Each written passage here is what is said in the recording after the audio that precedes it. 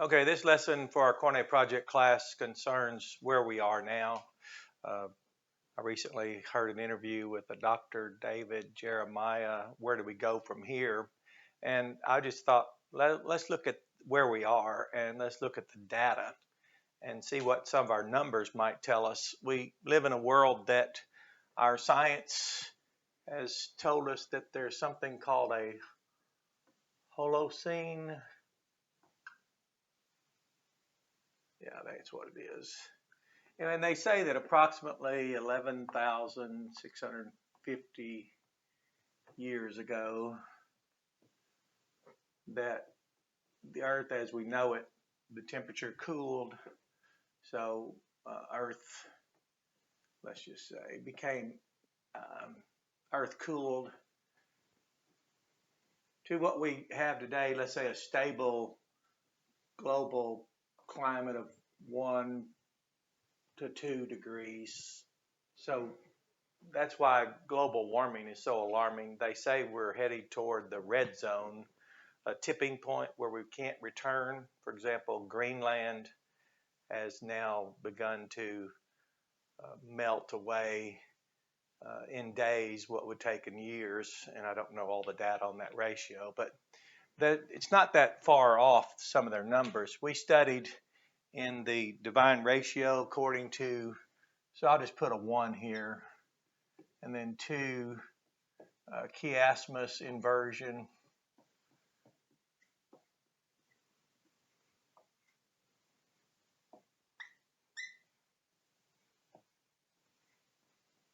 There we go. That's where we learned about the ratio or noticed the 1 day to 1,000 years. And then we noticed 1,000 years to 1 day. And when we plugged in numbers, approximate numbers, that is, we took approximately 6,250 years per 12-hour day. As Jesus said, there's 12 hours in the day. So we just doubled this to 6,250 per 12-hour night, just using the numbers we have in the Bible and following this chiasmus inversion. So that gave us approximately 12,500 years. So science isn't that far off. They're getting closer years per 24-hour total. Then all we did was our third grade arithmetic. We just multiplied this 12,500 times 360 days. That's how many per year. So that gives us our day column, our 1 day. So that we learned that equals 4.5 million days. And when we multiplied that very simply by, now let's get to the 1,000 years. We multiplied it by 1,000 years. That gave us 4.5 billion years. Now that was the amount of decay that had compounded. We've studied the number E when it comes to compound interest, and I never could quite get my mind around that. But it appears that the, let's say, acceleration, if you will, or how sin compounded throughout our world and universe was according to that same number. Because when we came this direction, we want to go back to days. So we take 4.5 billion times 1,000 days. Well, that's approximately 2.78 360-day years. Well, you notice, some of you do, that is, that E equals 2.7182881828 dot dot dot. So that number is all throughout nature. You notice we remember in John 1:1, that number appears. Also in Genesis 1:1, pi, the number pi appears. We have videos on that. You can look that up. But when you come this direction, multiply 4.5 times 2.78, we notice we got the 12.5 billion years, and that's amount of decay.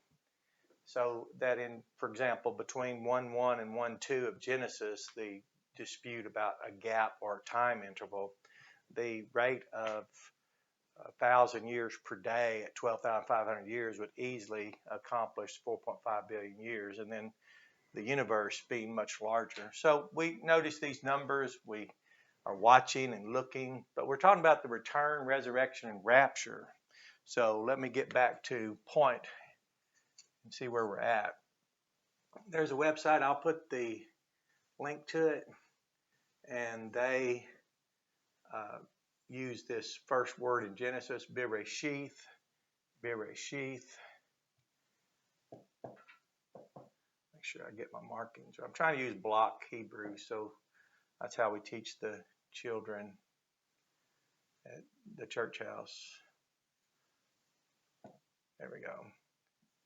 And then ran out of room, but I think I can make it work. Anyway, Bereshith, and they calculate from a 4004 BC, and they calculate to a 2030 return of Christ. And of course, when you go to that link, you can watch how they do that. And then we have for a religious person named Ussher. Ussher, I believe he was Catholic, but don't quote me on that. I'm just guessing here. And he calculated to the day, October 23rd, 4004 BC. But he also then believed to the 6,000 years to the day that would mean the world as we know it, the return of Christ, 1996, October 23rd. Well, 1996. So he's quite credible. He's in all of our Bibles, if you didn't notice that. If you were raised using the Schofield Reference Edition, King James Version, like all good Baptists in the South were. And then we have Sir Isaac Newton. I don't want to leave him out since he and Leibniz invented calculus. So he did some tabulation, and he'd come to the point of a 2060 end of the world, if you will. So as noticing some data, we'll bring in some Koine for a moment where we can make a note here. We can note that it says in Matthew, after the tribulation of those days, that word after is from meta, and it equals in association with.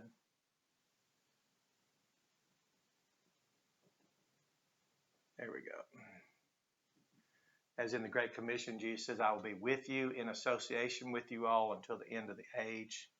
Also, we have, that's Matthew 24. And then we have in Revelation 3:10 the promise that we'll be kept out from the great trial that will come upon the earth. Out from, that's like the word Exodus. And then also we have in Revelation 7:14 where we saw they came out from the tribulation, the great one. There. And you notice the Bible distinguishes between tribulation and the Great Tribulation, like we do the Limited Commission and the Great Commission. So scope and scale. So just to diagram that, for example, in a way that seems helpful, is when when this tribulation, the scope of it covers the earth and there's no more room for God's people, we're relocated. So if you're a preterist or if you've ever studied it, you notice God's people fled as the armies were surrounding the city, and we weren't in the city where 1.1 million people died. Much very sad and tragic, because they listened to the peace and safety religious leaders who said, come into the walled city and you'll be safe. And Jesus said, don't even go into your house to gather your personal items. Just flee when you see that. So that's how imminent it was and how surrounded they were. So regardless of how bad it gets, let's say we have a global war on terror, let's say we have climate change at the breaking point where we're about to hit a tipping point where there's no return. Let's say we have a global pandemic. Let's say there's global civil unrest. Let's say there's war in Ukraine with Russia, and people are speculating on what that battle might indicate. We are always assured that those of us who keep the word of his patience, Revelation 3:10, will be kept out from the great trial. And then he said in association with tribulation, he will return. And then Revelation 7:14 says out from. So no text in the Bible shows God's people going through the great tribulation. So that's interesting. But now let's just make some observations, and let me go ahead and write the red zone up here. So we've had 2022.3 years. That's all behind us now. And that's AD, that is. AD, since Christ has come. So that's behind us. So all that time where people would talk about secret, unannounced disappearance, well, there's really nothing to debate there any longer. So where are we right now? Well, if we split the difference, let's take 2060, just to have a mathematician. Since we have a religious person, now we have a mathematician who's also a theologian. So we have quite two very renowned contributors to, let's say, the field of theology. And then so we have 1996. So if we notice, let's split the difference. Let's go here to 2032 AD, Jesus died, so 32, and that would put us, well, I'm sorry, here we go. As the 1948 calculations indicate, you remember 88 Reasons in 1988, some of you might be too young, but we were given the rationale that in 1948, which is a valid number in the regathering of Israel, and it was quite an astounding thing that captured most of our attention to reconsider the Bible according to those who had been literally teaching it literally. So they said take 40 years, that puts it in 1988. That was because they were saying a generation was 40 years. Well, let's say it's 70, like Psalm 90 says, 70 years. So 70 years put us at 218. Well, with strength, let's go to 80 years. Well, that puts us at 228. Well, you notice that splits the difference here. That splits the difference here, the difference being 32 years this direction, or 32 years this direction, back. But where are we right now? Well, we're at 2022, and this research here that used the language and the multiplier in the language, which is very interesting and intriguing, you'd have to back up 7 years for the tribulation.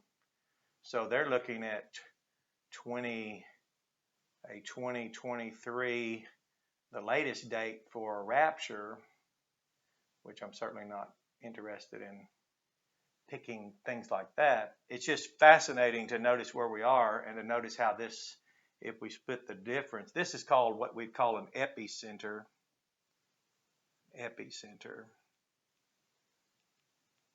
So that as we continue to approach this, let's just call that the red line. It's really no longer valid to ridicule someone for believing in a pre-trib. We don't really have a lot of pre left.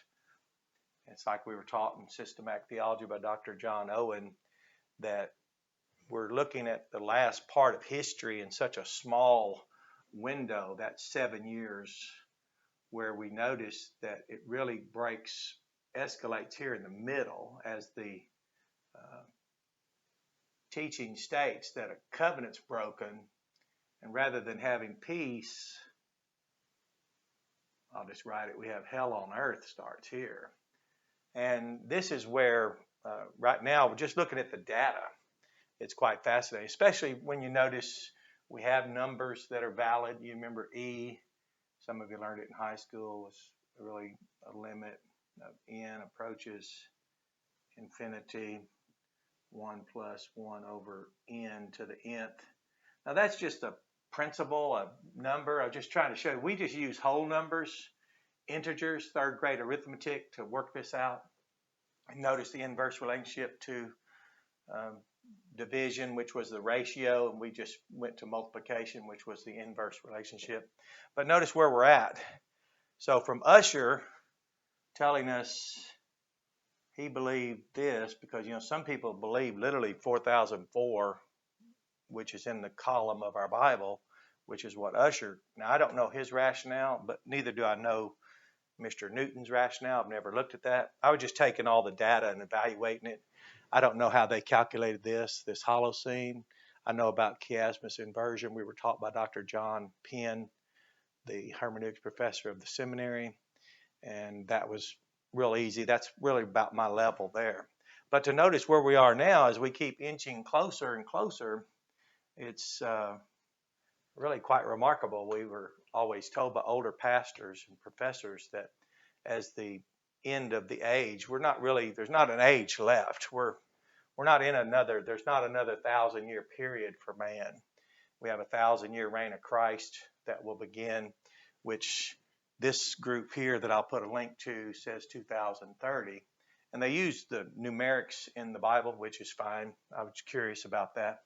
So you notice we're kind of at a place now where you really wouldn't want to find people that were belittling, despising, or ridiculing, if you will, someone about eschatology, because we're all in the same place. So as you notice, this keeps moving.